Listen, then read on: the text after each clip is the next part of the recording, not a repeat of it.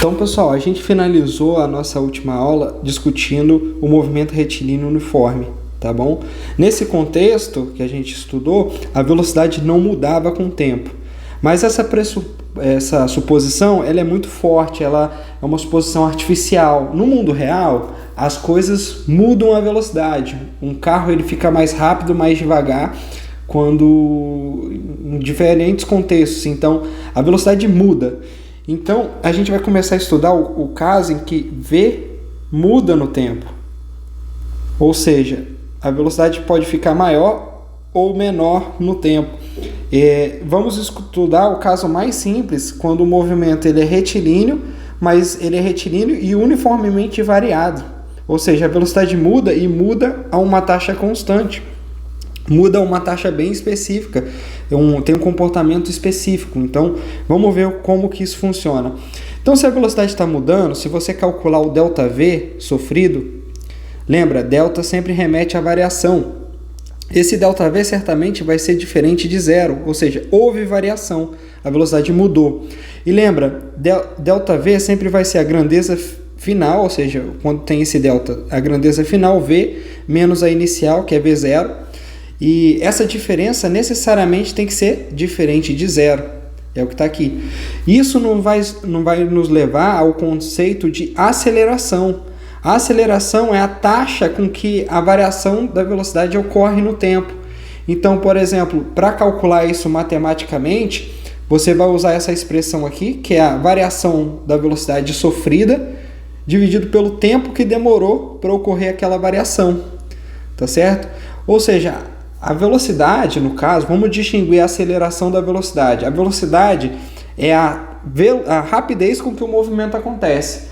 E a aceleração é a velocidade com que a velocidade muda no tempo. Então, é como se fosse a taxa de variação da velocidade no tempo. Então, vamos olhar aqui esse caso em que você tem a velocidade mudando no tempo. Essa tabela aqui diz o seguinte, que no instante t igual a zero, de um determinado móvel, a velocidade dele varia 5 metros por segundo. Está aqui.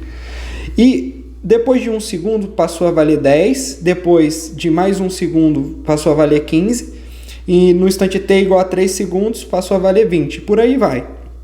Ou seja, esse móvel, a cada segundo que passa, ele fica 5 metros por segundo mais rápido. Perfeito? Ou seja, é um caso em que a velocidade muda e muda a uma taxa constante.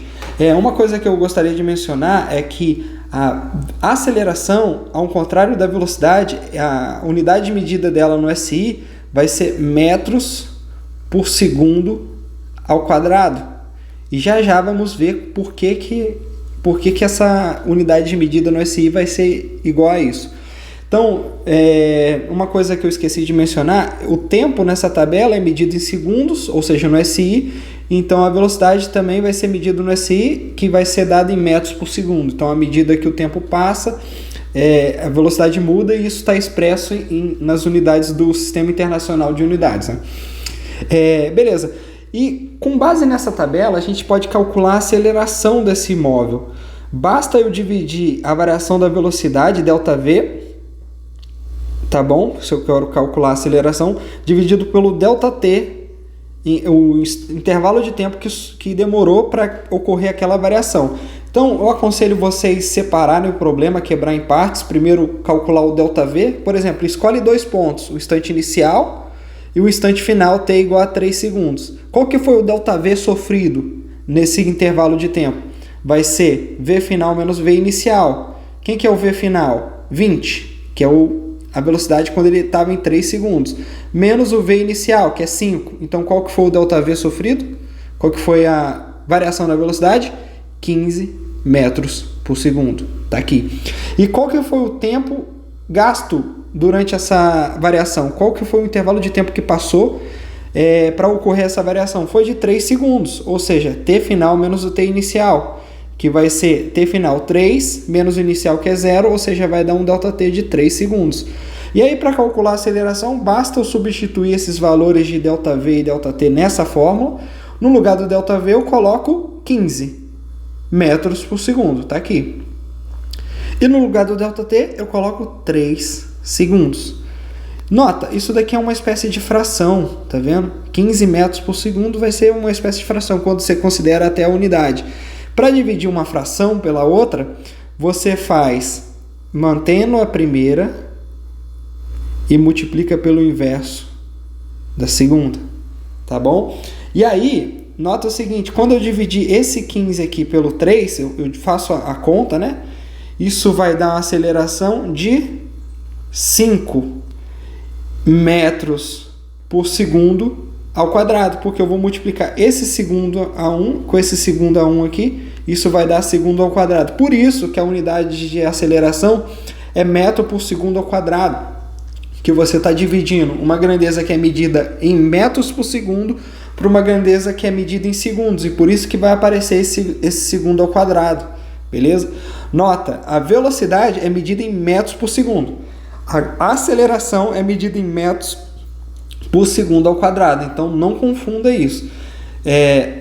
A gente vai estudar o caso, gente, em que a aceleração vai ser um valor fixo. Por exemplo, nesse caso aqui, a aceleração vale um número fixo, tá bom? Ou seja, a velocidade cresce a uma taxa constante, uma taxa fixa. E esse é o contexto do MRUV. Ou seja, aqui ao invés de ser a velocidade constante, agora a aceleração que é constante. Beleza?